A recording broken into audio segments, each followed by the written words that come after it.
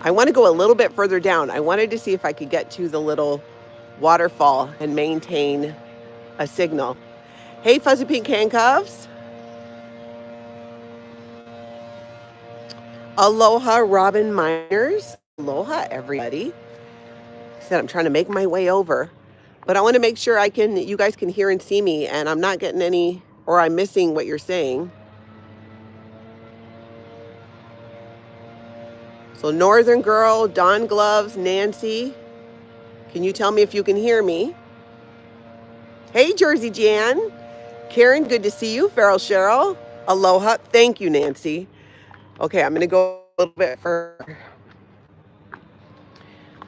I am not wearing the right shoes for this. I'm literally like, well, not hiking, but hiking. Okay, my signal is still holding. Thank you, Farrell Cheryl. Thank you so much. I'm almost to my spot, and then we can chat. Okay, Jersey Jan, good to know. Keep letting me know. A little fuzzy. I think once I stop, it'll be okay. It's just because I'm kind of on the move. Hey, Marie, aloha to you. I see you. Jiba, good to see you. I'm almost there, so I really hope it holds because this is a spot on the property here that was one of my favorite spots when Tony and I brought the boys, his sons, here to Oahu. Okay, Farrell, I think when I stop, Cheryl, it'll... Ooh, but see, I just lost another bar. I might not be able to make it as far as I want. Okay, closer to here. We'll just stop right here because I don't want to lose signal. Okay. All right. Can I sit here without falling into the water? I think so. All right, I'm going to settle here. I wanted to make it to the waterfall, but I'll get some non-live footage of that to share with you guys. Good, I'm glad. Thank you, Robin Miners. Thanks, Cheryl. Oh, good, Nancy. Good. It's perfect. We can get going. I mean, we've gotten going. So it is now, what is today? Tuesday. So I've been here since Saturday. For those of you who are just jumping in or even new to my channel, I'm Natalie. This is Life After a Cult, and this is my life after a cult at the moment. I am back home in Hawaii. I live in the Midwest in Minnesota, but I came home to hang out with my sisters. Doing the family thing. Absolutely. Aloha, Josiah. Good to see you here. And if you guys caught my live yesterday, my sister-in-law and I, we went and protested at Scientology here in Hawaii. And this is where we got started in Scientology. For my family, our time in the cult started right here in Hawaii.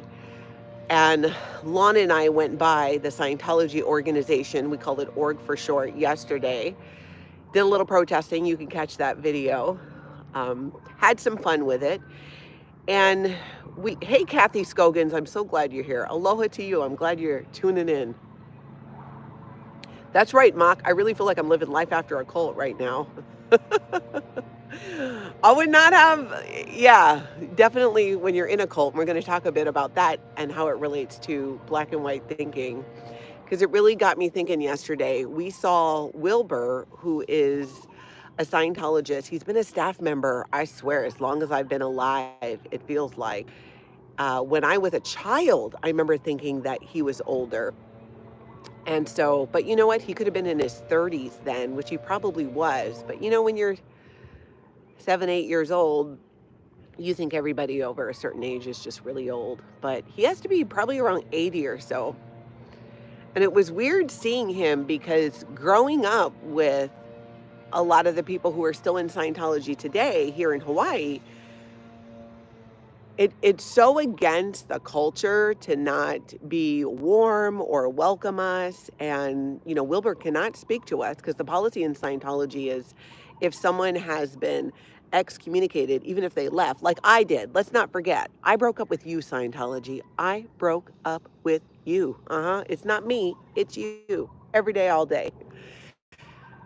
But then people like me who want to leave and talk about it get declared what's called a suppressive person. So you get labeled in Scientology as a suppressive person. So none of your friends, your family in Scientology can still speak to you. So Wilbur can't really speak to us except last time we protested here in Hawaii was last year. And I guess he did tell us, well, he called the cops on us. I think he did talk to us a little bit, but nothing substantial. And he knows exactly who we are, especially since we were just here. So in seeing Wilbur and in talking with my sister Lana, both of us grew up in Scientology. Both of us were in the Sea Organization, which if you don't know, that Scientology is like paramilitary branch. And he left, my sister left much earlier than I did. And Wilbur's reaction or lack thereof really got me thinking too about how the problem with black and white thinking, why that's such a red flag, and what I learned about that in the cult and then outside of the this big danger to be out of a cult. I mean, let's be honest. That oh yes, Tiff, it's super beautiful where I'm at right now. Yeah, Feral Cheryl, you're right. Wilbur was using hardcore ignore tech on you guys. He was. That's all he can really do. So up in Scientology, black and white thinking is such a part of the indoctrination because they needed us to see people in a very black and white way. Someone that Scientology labels as evil or bad is bad. And people Scientology say are good are good. And you're not allowed to evaluate any information for yourself. You just have to accept this black and white thinking that this person is bad, they're labeled a suppressive person, and this person is good. Okay, Nancy says, not great reception. Oh, okay, I think we're getting a little better. I've got another whole full bottle. Hey there, miss. Thank you so much for becoming a member.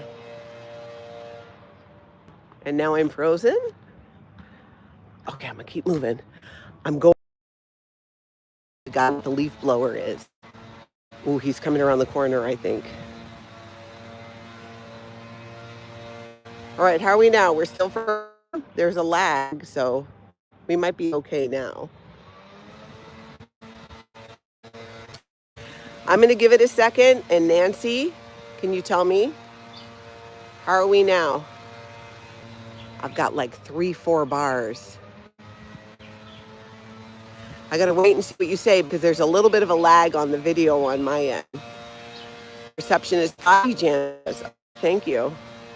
I wonder if I can go to the clouds. How did I get down here? Okay, hold on. We got to go uphill. Ooh. Okay, let's try now. Buffering. Judy, what about now? Hold on.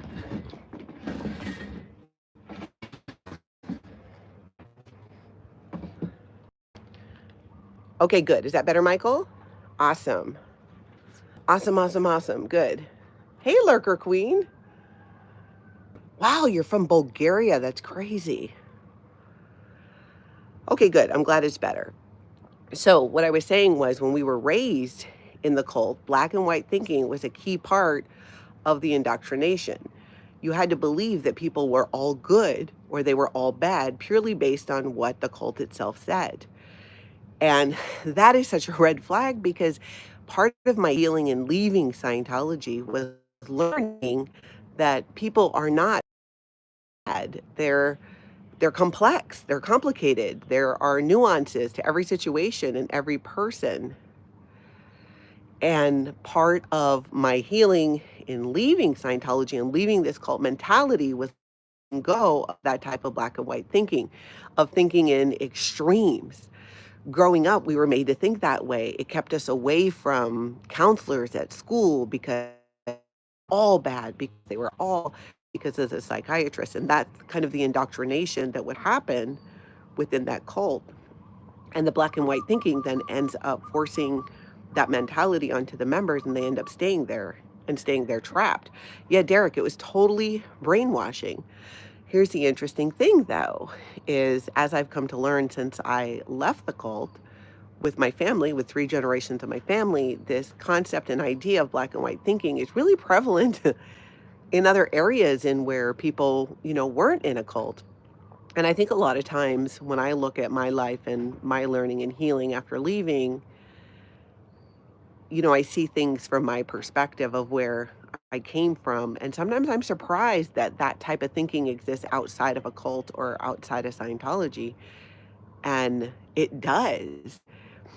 Um, that's why I think I can see the problems that that creates because people are not just one extreme. They're not all good, they're not all bad.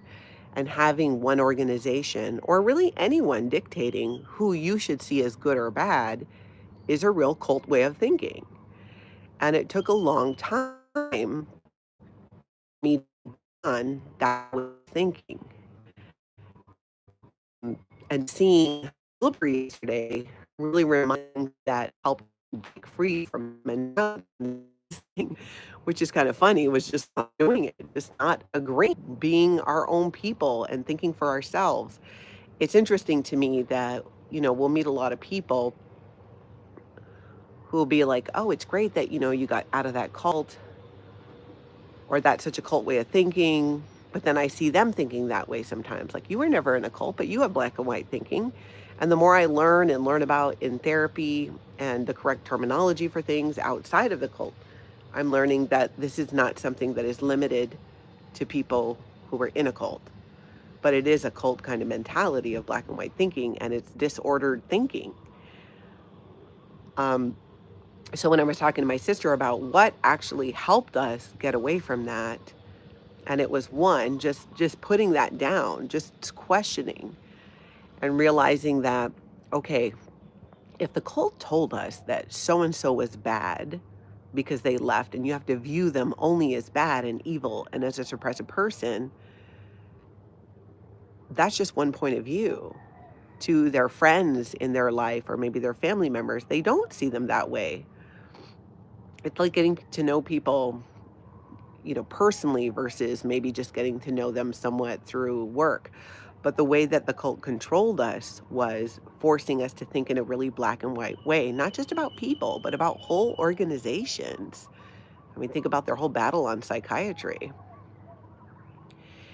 And when I was talking to my sister, we both were really seeing how far we've come away from that way of thinking and the benefits of that, because it allows us to practice things like or try anyways, we're by no means perfect, but practice things like compassion and understanding, or at least trying to understand where somebody else is coming from. And we don't see any of that. Like when we go back and even when we're protesting, it's sad to see somebody like Wilbur, who's been there for such a long time, still so stuck in that mindset that even though he's known us since we were 5 and 7 years old, he couldn't come out and talk to us. Derek, I wouldn't say they're political to the degree that they'll try and get politicians to support them in that way, if that's what you mean. And Gregory, you're so right. I was in a fundy cult, and 100% thinking for yourself is a problem and danger. Danger to the cult. It's across the board. It's all cults. Exactly. So it's interesting to me when I see that come up or I see that in behavior like we did yesterday with Wilbur's. You're not. I think just thinking for yourself is just that. You're making your own decisions about people based on your experience with them. Whereas in Scientology, they decided, they told us, this is who you can like, this is who you should not like, this is who you can talk to, this is who you should not talk to. And it's just massively culty. That's such a great point, Greggy. Okay, Derek, cool. Hopefully that answered your question there. But isn't it interesting? It's fascinating to me. And I'll still catch myself sometimes because sometimes it's an automatic, right? Especially if it's somebody whether it's a friend or somebody at your work, and they're like, yeah, this person is just XYZ. And how do you know? Maybe they don't get along with them and you do at work. I hear of so many examples of this, but watching it play out again yesterday with Wilbur and the inability to communicate because he has to believe that we're suppressive. We are all bad. We are not good at all. That is massively culty. And I don't ever want to I don't want to adopt that mentality. I think people are very complex and can be complicated. I mean, we'd really never have it. I mean, can you imagine you get upset with your kid one day over something they did and you just decide now that they're all bad? They're all evil? That happened to Kelly Copter. If you guys aren't familiar with Kelly Copter, she's a former Scientologist. When she was a child, 6 years old, her parents said she was a suppressive person and she was all bad at 6. I mean, if that's just cult thinking, I don't know what is. And this was their child who they're supposed to love. So it creates a lot of disordered thinking. But I think we all need to be conscious of this black and white thinking and, not do that. Or are you going to end up like Wilbur, just stuck someplace with no ability to leave? Juanita, aloha to you, Juanita. Good to see you. Yeah, Northern Girl, exactly. Kelly's story is so sad, as are all of the stories. And we're familiar with a lot of these stories, so why would we continue that way of thinking? Why would, if you're healing from this cult that practice black and white thinking, which is disordered thinking, why would we still do that? It's not black and white. Things are not so extreme. It's not I'm having a great day or I'm having a horrific day. I used to think like that. And now I realize, especially in going through my grief process, that my days are complex. And sometimes I'm like, like I'm content and I'm happy. And other times I'm on the floor and I'm distraught. And I don't think the pain is ever going to go away, but it does get better. And another way I'm going to get through it, through my grief process from my loss, is not thinking about it in black and white terms. It's not I'm over it or I'm not over it at all. There's no getting over it, and there's no timeline. That's one thing I've come to learn too in like my widows group is there's no timeline. It's your timeline when you're ready. And I thought, Derek, my family got into Scientology when I was a child, my sister and I. So we grew up in it. And then I left 15 years ago with 3 generations of my family. Oh, and reminder, hit that like button, y'all, and hit that subscribe as well. We talk about Scientology, other cults, and my life after a cult, which I feel like we're talking a lot more about that lately just because it just is working through everything. And the thing I love about being here, being back home in Hawaii and being with my family and even going back to places like Scientology where we first got involved, it just helps me see how far we've come in getting away from this cult and that cult mentality. And if we continue to think that way, or we continue to try and control people and tell them what they should think, who they should like and who they should communicate with and how they should be, then how are we any different from a cult like Scientology? Shouldn't people be able to decide for themselves what kind of job they want to have, where they want to work, who they want to be with, who they want their friends to be, who they want them not to be? I think that's one of the biggest things that Lon and I were talking about, where we both really realize how far we've come from that and don't want to go back to that and can spot that when it's happening. Yeah, Gregory says, thought stopping cliches are there to protect black and white thinking. That makes sense. That makes sense too. Derek, no, Scientology is not growing. They are the world's They are the world's fastest shrinking religion because of their own actions, by their own hand, because of what they, what they do. They're still trying, and they have a ton of money. So I don't know. I don't know what's going to happen with them or how long they're going to be around, but they've been shrinking for a long time. We're just pretty much just pointing the camera there. I like to share the truth about Scientology and the stories of survivors who've been through it and who, like my sister and I, are on their own healing path. Oh, really, Jay Brimble? Rebecca Minkoff was sacked from the Housewives?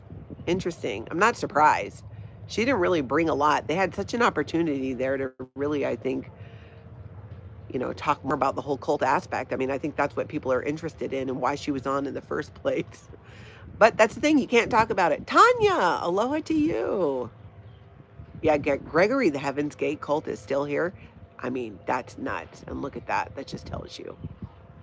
Hey, Nisa. Woods, I've not heard of Plum Village. Is that here in Hawaii or is that a different cult? I'm not sure. Yeah, I don't think I've heard about that. I'd have to look it up. I should take you guys on a little bit of a walk here too. Mr. Shogun, can't be your sugar mama. No.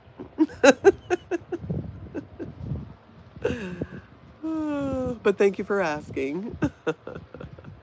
Aaron, aloha to you.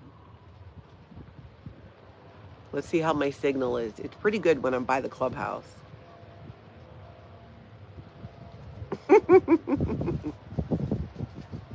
Oh, it's not a cult. It's one of the good ones, Plum Village. Yeah, I've not heard of that. Well, Marlene, so yeah, she did. So Rebecca Minkoff is a Scientologist who was on The Real Housewives of New York. And she has to say, read a book. She can't really talk about it. That's how Scientologists are indoctrinated to respond.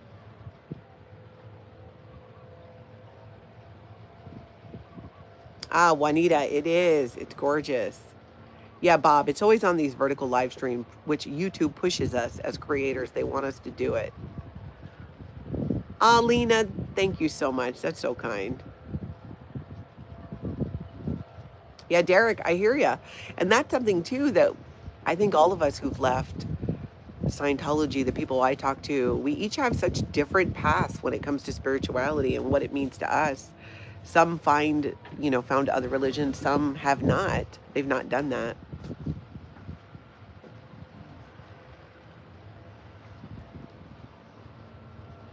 It really varies, and I think it should vary. That's kind of the whole point of what we got away from, is you should be able to make your own choice. Selena, good to see you. LXM, it is so whack. Like, you hit the nail on the head. NYC girl, good to see you. Let me take you guys around a little bit and just let me know how the signal holds, and I'll show you around a bit. I think I can go down by the dock. I wish I had my microphone working. Let's go down there. Hold on. Good morning.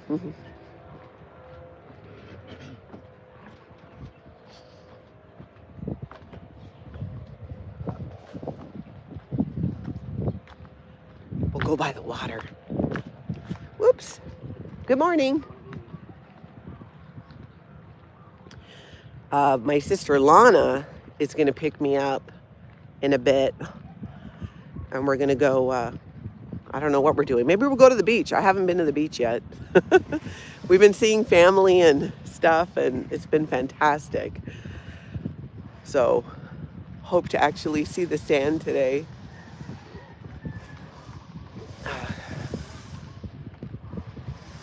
I got to tell you, though, I really love the time difference in ways, because I wake up early, really early, and then I get a bunch of stuff done. I get a lot of work done. And then, I go hang out with my sisters and my family. And then I'm in bed by like 7 o'clock Hawaii time. Actually, I think I was up till 8 last night. Here, I'm going to cop a squat here.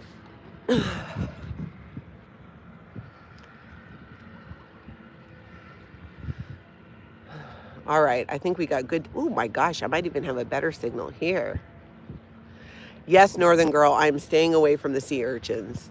Last time I was home, when we were scattering Tony's ashes, I got stung for the first time in my life, which is kind of crazy, considering I was born and raised here and I come back regularly to see my family, and I don't, I had never been stung by a sea urchin, and then boom, I get stung. That was crazy. Hurt too, and you got to soak your foot in, what was it, some kind of vinegar mixture because the stinger part that stays inside of you, it like crystallizes or turns to some type of, not glass, but something like it, so you have to get it to dissolve. A lot of foot soaking. Derek, did my entire family leave at the same time? No, my sister left in her early 20s, and it would be another 18 years or so before our whole family would leave. All of our immediate family would leave. Hey, Kelly BC. But now all of my immediate family is out. I still have some family through marriage they're still not even super active, but following the rules. They're being threatened if they have any contact with me.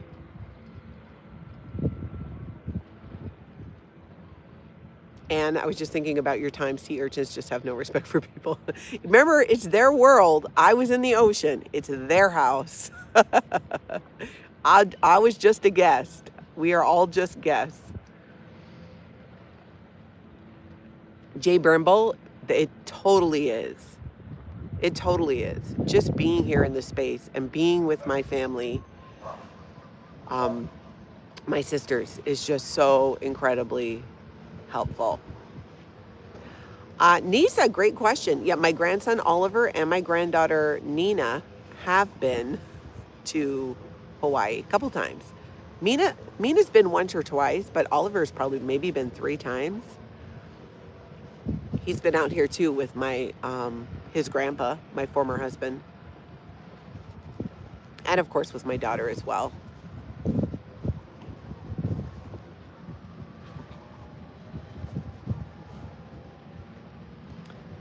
And says, I think that this time in Hawaii is a great way to reset. It is, and that is exactly how I'm using it. I'm taking time.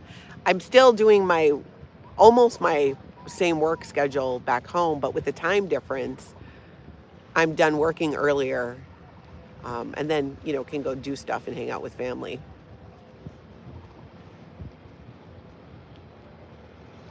Wow, Gregory, that's cool. Me and Taz, aloha to you. But I'm also trying to take time too to just have time to think about stuff and, reflect. And we're going to go to Waimea Bay sometime, which is where our dad was a lifeguard for many years and also where we did his ashes.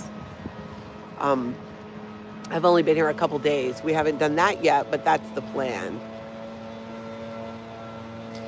Jessica, great question. How is it adjusting to life after you left the cult? It had to be hard. And did you jump to religion after leaving it? I did not jump to religion after leaving it. It was hard because it's all that I knew. It's all, all of my friends at the time, or at least people I believed were my friends. As much as you can have friends in a cult, losing those people, some more than others, was hard. A bunch of them, it didn't really matter because, I was realizing too, they weren't really my friends. They were group members. But it was well worth it. It just took a long time. It's still taking time to learn new ways of doing things and thinking. Because my personal opinion is that a key part of leaving a cult and healing is leaving a cult and healing. You can't leave a cult and heal and maintain cult mentality and thinking like you're still a Sea Org member where your job is to handle the planet. Your job is to put ethics in on other people. That's still part of that cult mentality. That's why you'll, hear me often on my channel like, hey, I'm here to expose Scientology and other cults and share my life after a cult and share voices in interviews with whether they're cult experts or survivors. And that is about it. I'm not here to save the planet. I'm not here to do anything but that. I mean, frankly, that's all I have the bandwidth for. I remember I spent 35 years of my life in a cult. I'm not dedicating my life to bring it down. They're already doing, Scientology themselves are destroying themselves. But I will spend a lot of time exposing it and having fun doing it. Something else we didn't get to do in Scientology. Oh, NYC girl, I'm so happy that, wow, that's fun. You went to Hawaii on your honeymoon, went back many times. Oh, that is so cool. And congratulations on being together so long. Moose on the loose, aloha to you. Oh, you about to go hang out with your mama. You were such a good son. I love seeing your videos in Florida and Clearwater while you were there. That's so cool. Don Gloves, thank you so much for the reminder to hit that like and subscribe. Wow, NYC girl, congratulations on being married 47 years. Jessica, yeah, at least you didn't jump from one cult to another. I think a lot of us are very, or at least I can speak for myself, gun shy about that. Groups, other religions. I went to church the other day. I went to church on Sunday with my youngest sister. I went to her church. I'm totally cool doing stuff like that. I can appreciate the message of it. I appreciate spirituality, but I don't have a set doctrine around it. I know what I find helpful, but I don't feel any need to dictate how anybody else does it either. I also know people who left Scientology and eventually did find religion, and it has really helped them. I don't think there's one way to do it. If I did, that would be black and white thinking. It would be all kinds of drama. Which is kind of what black and white thinking does. It creates drama. Look what happened with Wilbur when we protest, right? It's ridiculous. Oh, thank you, Rain Virus. I really appreciate that. Emily, what was it like coming back to the cities you left behind when you were escaping years later? So when I left Scientology, I was where I live now. When I was living in Hawaii, I was full blown, we were Scientologists. But coming back, and I've been back a lot since I left Scientology.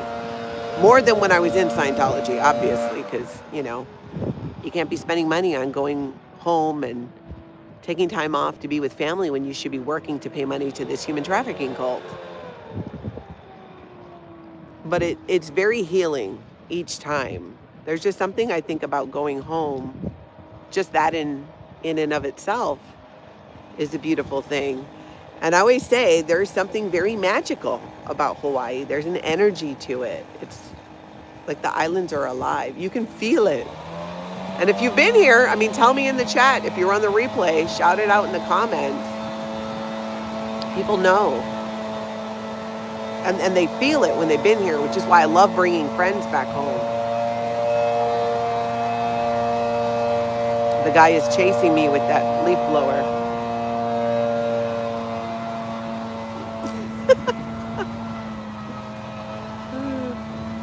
Have you embraced the owls as your spirit animal? Me and Taz, that's a great question. I do feel like the universe is trying to tell me the owls are my spirit animal. Between the run-in I had here in Hawaii and then at home. In Hawaii, it's called your amakua, your spirit animal. Hey, Magnus in Sweden. So I'm thinking about it, seeing how that feels. I feel like everybody else in my family has their amakua, but me, not. I haven't fully settled. Sometimes a family can have an amakua. Aloha, Joe Virus. Good to see you. I'm so glad you're here. That's right, Jay Brimble. Being a kind person is good for everyone. Eric Rader, good to see you. I think that's the key, too, in healing from a cult. In moving away from cult mentality is it's okay to be kind. It's okay to, if you can't help someone, maybe at least try not to harm them. You know what I'm saying? But most of all, just allowing people to be them and do their thing and create in the ways that they want to create. I think that's all anybody wants to do. I've just gotten better. I don't know if it's my age or being far enough away from Scientology where I don't have any desire to change anybody's mind about me or Even if they're set in their ways on something, even if it is a black and white thinking or a cult way of thinking, the beauty of it is I don't have to fix it. Why? Because I am not in a cult anymore. It is not my responsibility or my job to try to control other people. If they ask for my advice, then with friends, you have a conversation. But that's the thing with Scientology is they're constantly trying to change you to fit their agenda. Hey, the bipolar astrophotographer. That is a cool name. Aloha therapy sounds like such a soul-serving thing. It really does. You're looking at a blue sky, Ann? That's fantastic. Oh, Northern Girl, no problem. I know the technology issues.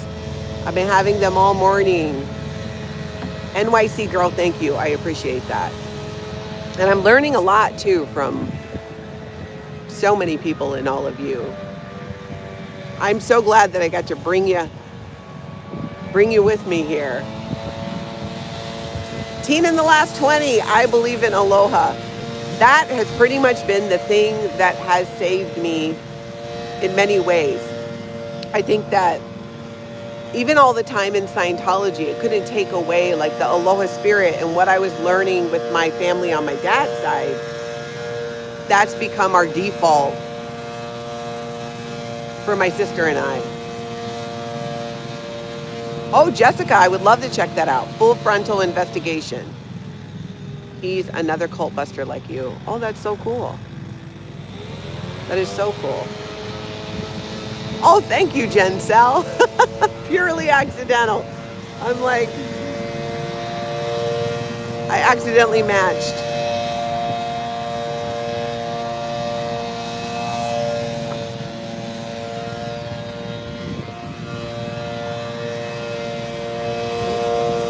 I feel like I'm being chased by that guy.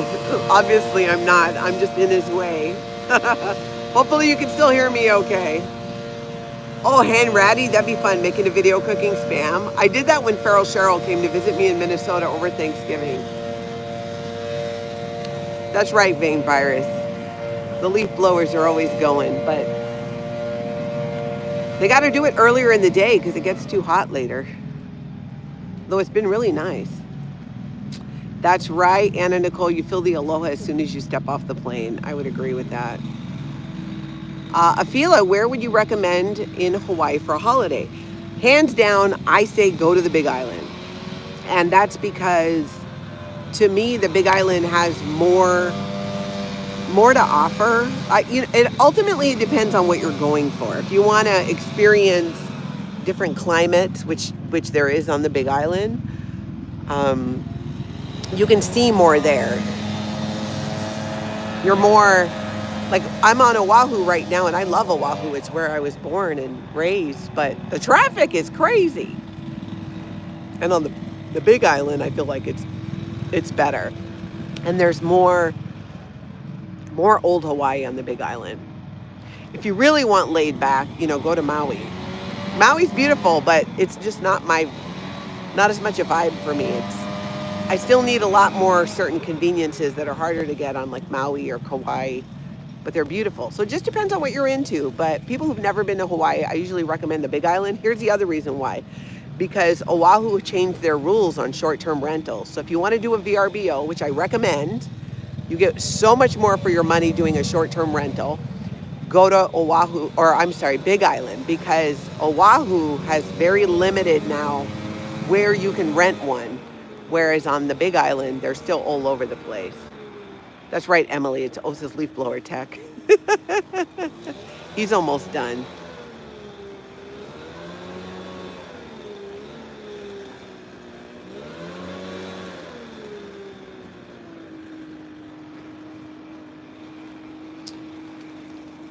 Oh, Joseph, that's interesting. The way the whole world is going shows me what we're all considered bipolar now. A lot of up and down, that's for sure. But I think that's the thing is we got to stay away from extreme thinking. Things aren't all good or all bad. People aren't all good or all bad. Even within Scientology, within the cult, there were things about it that were good. They tended to be things that L. Ron Hubbard himself didn't come up with, things he stole. But overall, it has a negative impact because it's a cult. Ah, Justice, thank you so much. Amber, good to see you. I left before a lot of people did. I see kind of what I went through and did. You kind of just go and be crazy and have fun. After you do that, things calm down. That's true too. A lot of us who grew up in Scientology never had a childhood or even those teenage years where you rebel and you act out and you learn. Many didn't have that, and so do it in adulthood. I feel like you're going to do it one way or another eventually. Ah, thank you, Tina. That is so kind.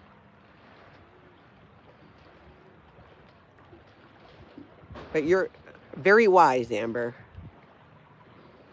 Oh, Emily, cold in New England. Yeah, I'm not missing the cold in Minnesota. I will say that. Jojo, thank you. I feel so much more relaxed. Last week was a really rough week. It had just been building. I mean, I don't know. But that's the thing too, is I'm realizing that there's no extremes either in my healing. Sometimes it's going to feel extreme, but I'm not broken all the time or doing well all the time. It's a spectrum of that. And sometimes I'm going through my grief and I'm processing it, and it looks like I get distraught and devastated. But that's part of the process. That's part of feeling that pain is the only way I'm going to get through it. And fortunately for me, many of you have signed on for that. You know that if you're subscribed to my channel, my life after a cult includes talking about my grief and loss. You don't spend 11 years of your life with your partner, with someone, and then just be like, oh, it's been 7 months, you should be over it. No, not at all. But I'll tell you what, if I was still in Scientology, that would be the case. There would be an expectation that I just need to get over it so that I can get back to being productive. Nope. Hey, Dusty, good to see you.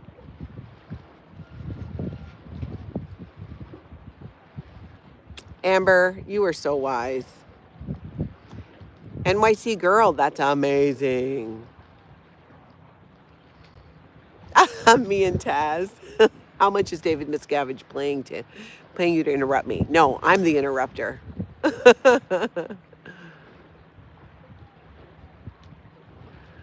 Henratty, you sure it's not Wilbur? No, it's not. I checked.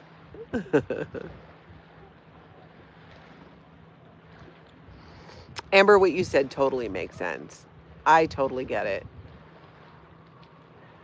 I think it's something, especially in any community where you're talking about cults or high control groups, is to remember that we don't want to become what we're exposing or fighting against. You know, we don't want to become controlling and telling people who they can or they can't talk to, or how they should be living their lives even. People get to make their own decisions whether we like it or not.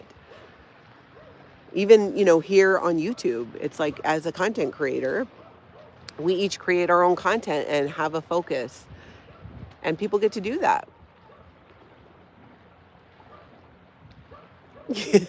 Tina spam is fabulous. Oh, Anne, Natalie, your mom's from Florida. You were raised in Hawaii. How did your family end up in Minnesota? So my mom, after she married a Scientologist, she married his dad. So my grandpa, y'all know Grandpa Dad. So then I had my Grandpa Dad after my mom married my grandpa, and she ended up going to Florida to do a bunch of Scientology training, and she ended up going to Los Angeles to finish it. And so at one point, my mom was, on the mainland, and my sister joined the Sea Org. I joined the Sea Organization in Los Angeles. And then when I left the Sea Organization years later, my mom was living in Minnesota. with her fourth husband, my third stepdad, who also was a Scientologist, but then they left Scientology together. That's how I ended up in Minnesota. When I was leaving the Sea Organization, I was about to get a divorce and I had 2 young kids. My kids were 6 months and 2.5. Where do I start over? I'm going to go where my mom is. And that's how I ended up in Minnesota. But I do love the seasons and the people. I actually really like living in Minnesota despite the cold. I rather have extreme cold than extreme heat. My body doesn't do well with extreme heat.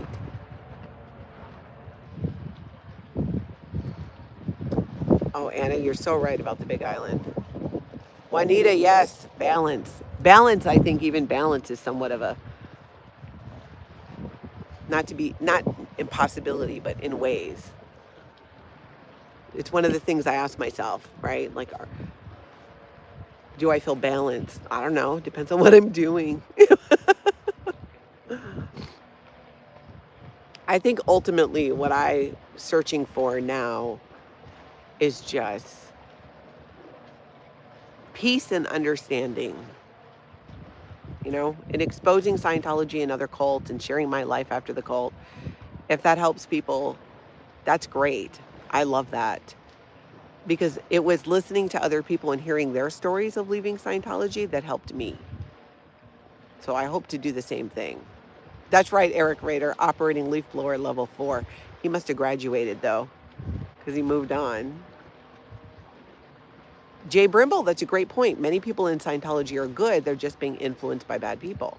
And even those bad people think that they are good. They believe that they're saving the world, that they have to clear the planet. There's this, when you grow up in Scientology, especially, or in the Sea Org, they indoctrinate you to believe that that's your job. Your job is to get people to live their lives in the way that you think they should, based on what Scientology thinks. And it's just not like that. Amber, your grammar is fabulous, and you do a good job communicating what you're trying to communicate. You really do. Hanratty says, I'm still grieving my nephew. He was 18 when he died and was my son's best friend. I always allow myself to cry randomly. Yep. Jenny, I appreciate that. I'm just taking it a day at a time. Sometimes it's an hour at a time. I don't have as much of a big grand plan. But that, for me, is healing. I went from, and for a long time I had to be, especially while Tony was sick. I was working basically 3 different jobs and trying to take care of him and keep my own sanity and heal from Scientology. And it was a really nutty, intense time, but it was something I knew I just had to do for that time because he was sick. And I'm still coming out of that. I'm still decompressing from 3 years of trying to keep us afloat while he just was getting sicker and sicker. Despite everything that we were doing and understanding his illness more now, they tried everything that they could. He had 2 very aggressive forms of cancer. And now, I'm an empty nester. For the first time in my life, I really only have myself to think about outside of my immediate friends and family. But even them, they need to handle their stuff. If you need me, I'm here. Reach out. But I'm not seeking out other people's problems, at least not for now, because I just don't have it in me. I don't. I need to focus on me. And the cool thing is, that is healing. My Scientology mentality, I will be trying to sort this out and handle that for my neighbors and make sure that, the people down the street, it's like, no, everybody can handle their own stuff. They're all adults. I'm an adult. But you know what? No one is going to take care of me but me. Look around. Of course, I have my family and friends, but ultimately, who's responsible for me in my life? Me. And for me, it takes a lot of energy that I don't have most of the time to keep my own stuff straight. But the beauty of it is the people who love me, they know this. You know, my children know this. They're trying to be here for me. My family's trying to help take care of me. That is the season that I am in right now. I'm in a season of thinking about myself because I need to survive.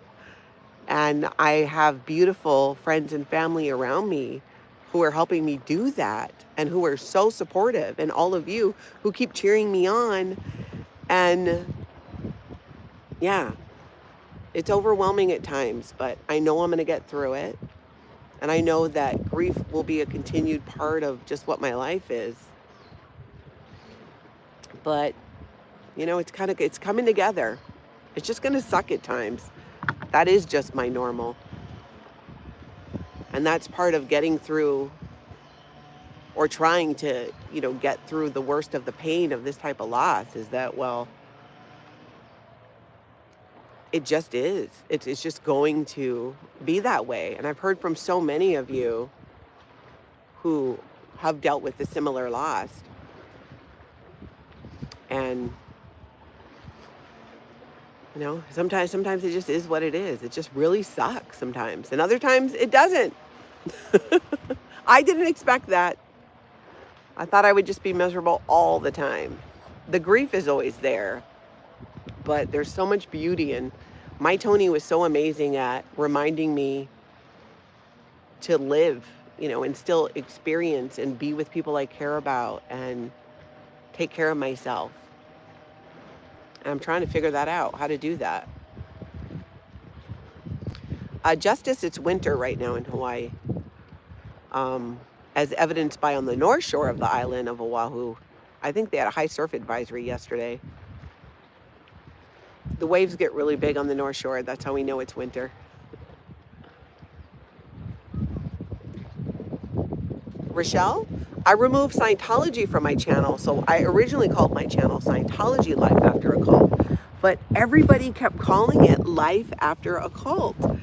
Even if I'd go on another channel, like the audience would, or when people would refer to my channel, they always called it Life After a Cult, or Natalie over at Life After a Cult.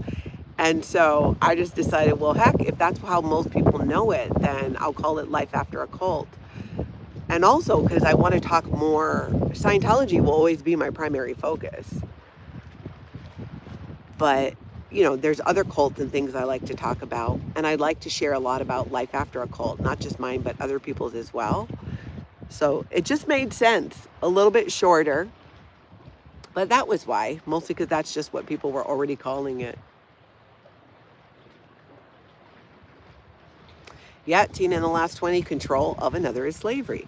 I don't know why that's such a hard concept to grasp. People who even think they aren't doing that. I mean, you are. You are. People, we're all individuals.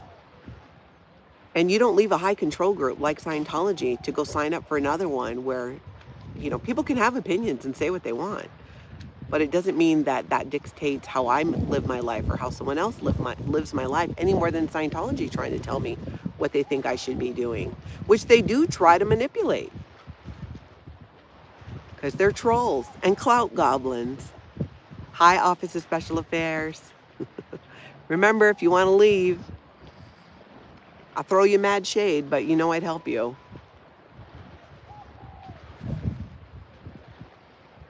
You're so right, Tina. Control can be a sickness. Thank you, LaDonna. Yeah, how do you not smile when you're here? And just, I don't know. It's hard for me to have downtime at home because I have so much work I need to do that I feel like, you know, I just got to keep going. And I'm working here, but it's easier for me to put it down. Plus my family's making me.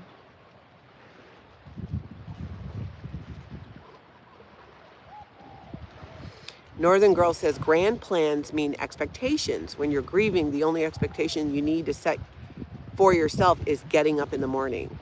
Amen to that. And I'm so glad so many of you recommended the Widows group because I've gotten so much help because it puts it in perspective. And that is something that they say.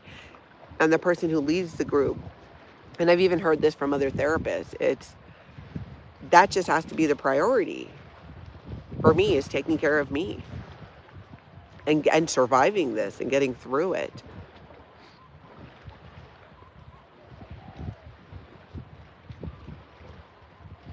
Oh, Juanita, Tony was so thrilled to meet you too in Chicago. You were so kind. He continued to talk about you when I would cover things in Chicago. How's Juanita? No, he remembered everybody that we met in Chicago, but you definitely made an impact. You were very, very kind. And I love that you've stayed in touch. I truly do. It just means the world.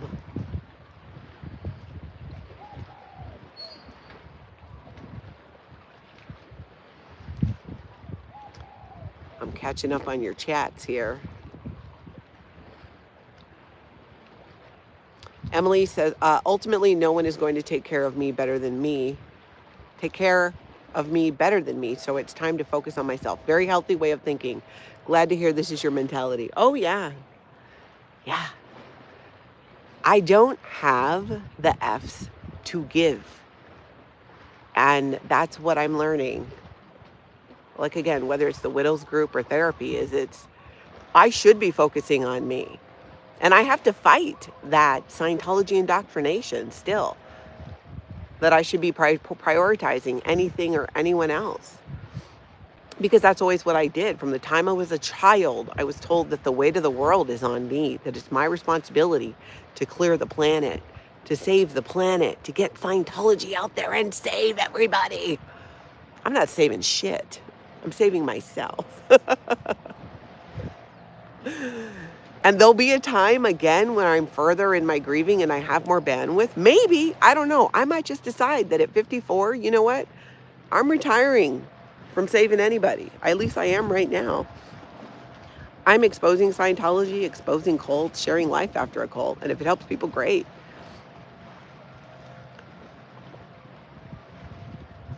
I know it helps me. Hanreddy says the only thing any of us are in control of is how we react to events. We can't control what happens around us, but we can decide it's not going to crush us. Yeah, exactly. And that's that's something too. Like, that's a reoccurring theme in therapy. It's like, we can't control the people. We can't control other people. We can only control how we choose to react or not react or show up. And that has been one of the biggest healing tools for me outside of Scientology, which kind of gets back into the whole black and white thinking, it's so freeing to let go of that false need to control what other people do. It gives me more time to focus on me and work on what I'm trying to work through. And some days, you guys, it takes all the energy I have mentally and even physically just to get out of bed.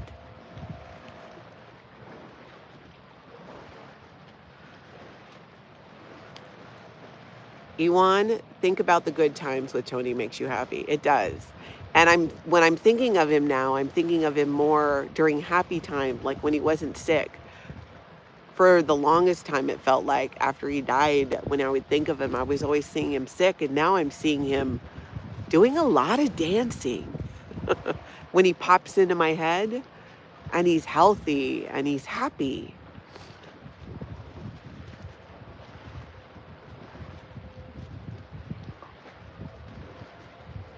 Anna from Canada, that's great. You went to Hawaii with your very large Syrian Canadian family.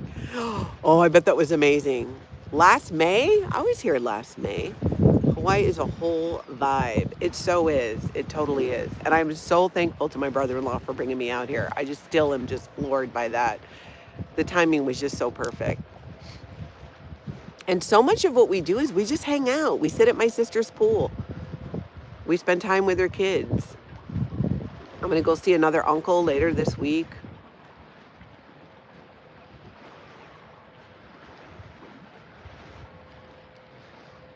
Becky, good to see you. Living your best life is your best revenge. Miserable people will rage about it.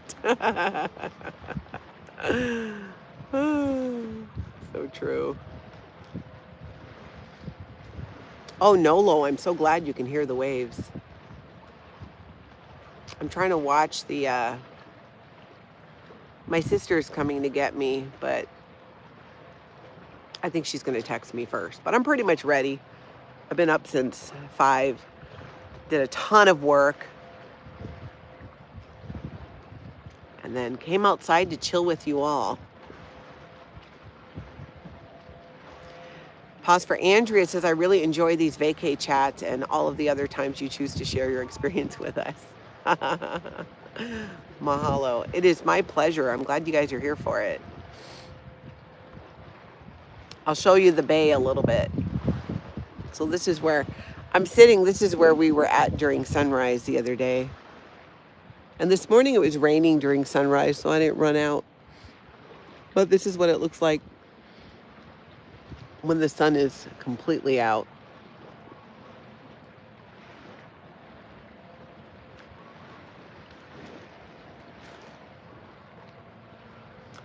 And it is getting warm.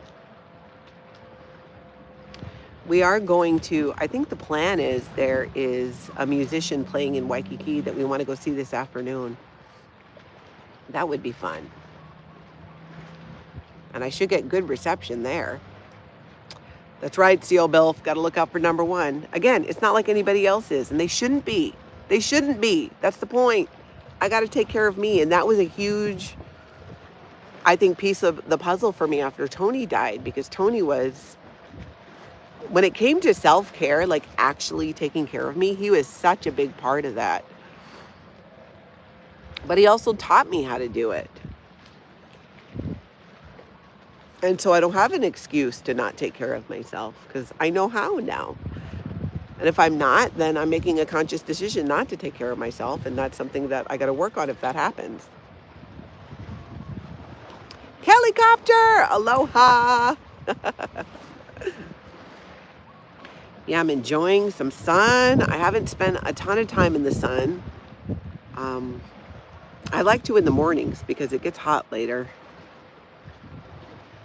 Good to see you, Kelly.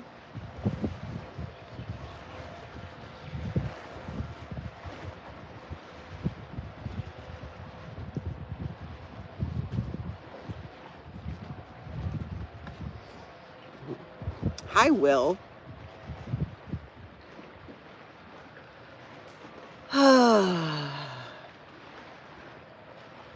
Trying to think, what do I have to do before my sister gets here?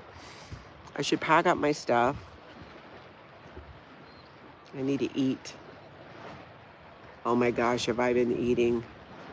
Oh, we had a loco moco yesterday, which is rice with a hamburger patty, gravy, and an egg. Oh, Marlene, not at Duke's, but we're going to go to Duke's next Sunday to go see Henry Capono. Duke's on Sunday. What are the best places to eat in Hawaii? Depends on the island. Now, here on Oahu, I like the classics. Highway Inn, which is in Waipahu, totally off the beaten path. That's probably my favorite. On the Big Island, I like to go to, there's this place called the Lava Lava Beach Club. It's right on the beach. Like your table, not all their tables are in the sand, but you can get a table in the sand. God, I almost wish I could lay down. Why can't I lay down? But the Lava Lava Club is nice. I'm going to put this down. I got to make sure I can see, though. Hold on. We're going to get comfortable on the deck. I'm waiting for Lana's text to tell me I have to be ready to go. Yeah, Marlene, local mocos are so good. And you know the great thing about it, too, is you can just split it. It's so much food. It's so much food that it's crazy. It's way too much food. And that's what you got to do here, is just split everything. Sometimes you can make 3 meals out of it. The meal I got when I landed here, I ate, 3 meals. I had it for dinner, breakfast, and part of lunch the following day.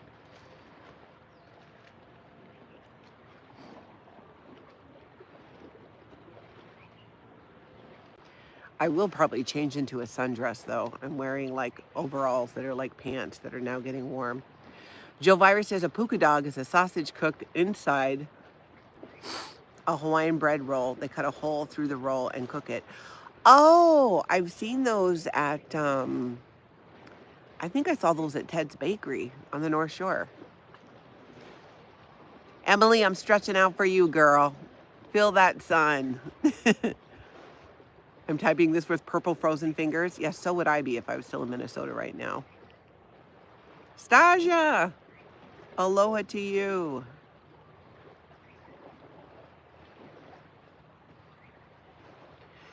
I do believe we're near. In fact, I'm looking across the bay at what I think is a military base. I heard the loudest plane this morning. It shook the house. Must have been close.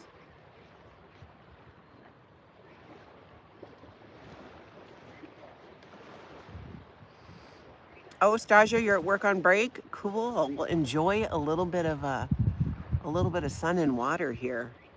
Here you can see the water a little bit more. Actually, it's probably nicer on that side. I am literally doing nothing. Usually I always just have to go from thing to thing. Now I'm like, la, la, la.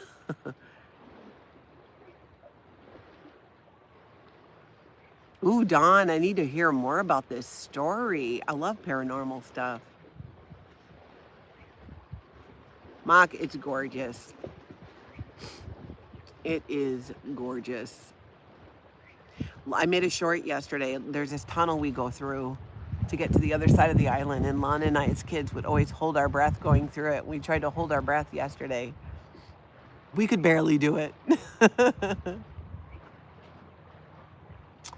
Ooh, Emily, hot cocoa on the couch does sound good. And then throwing in puppies like that, oh, that sounds like a great time. It really does. Simply Tim, you're in the dark? What part of the country are you in? Is it weather related, your power outage?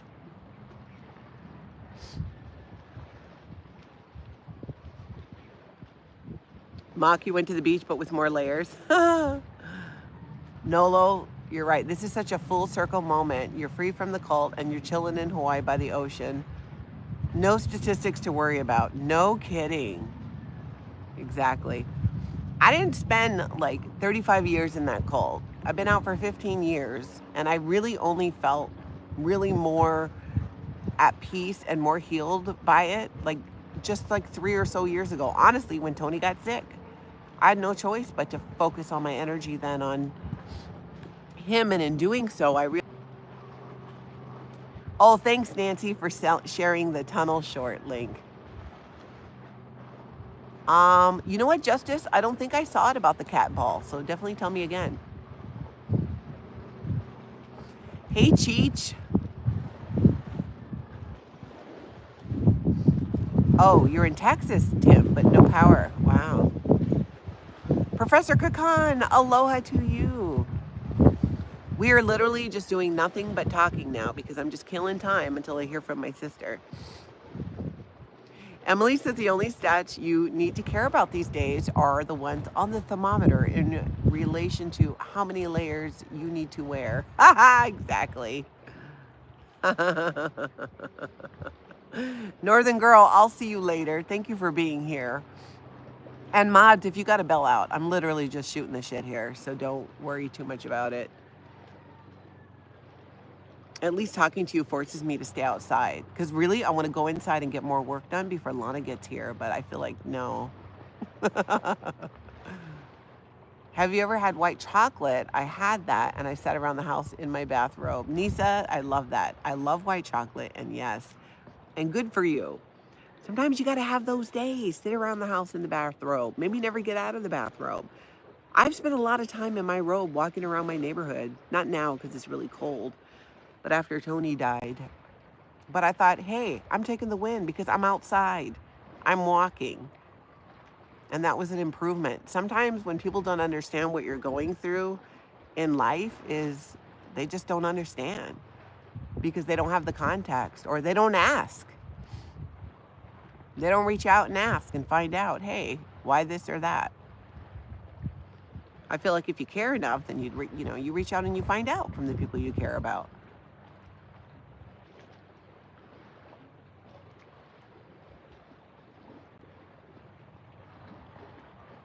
Mock, white chocolate and tea would be really good. Me and Taz, that's right. It's dangerous if the mods leave because then me and Taz will be out of control. I'm thinking, so tomorrow, I'm definitely going to do a live stream. I'm not sure if I'll do a recap tomorrow because Lana and I are going to the swap meet, which is this humongous outdoor market. I'm going to get the grandkids some presents. But I'll probably live stream from there and show it to you guys because it is amazing. Or at least I think it is. Yeah, Josiah, they're not all leaving. Katie,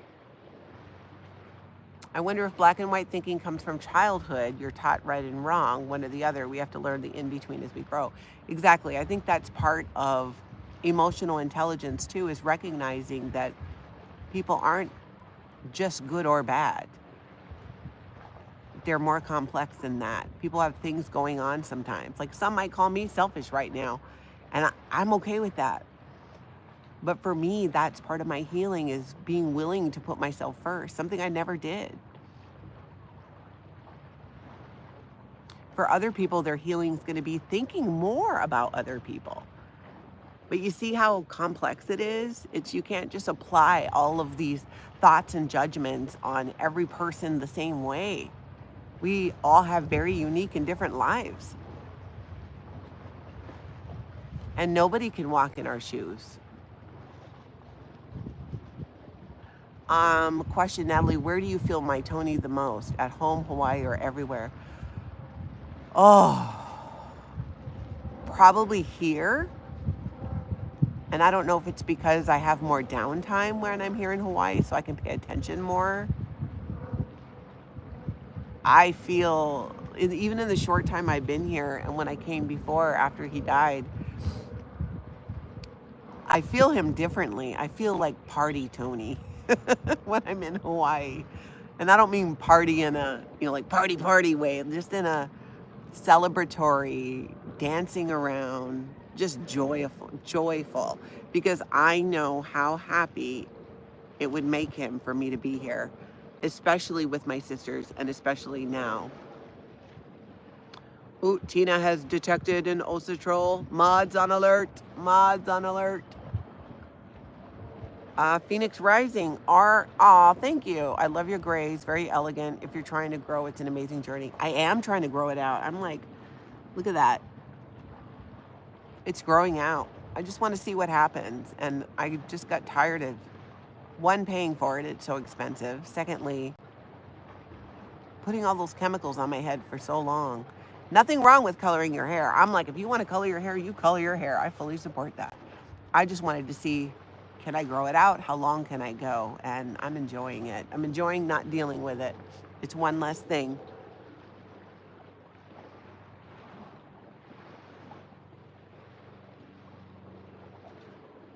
Oh, Marlene, I should pick up a crossbody. I can come get you now.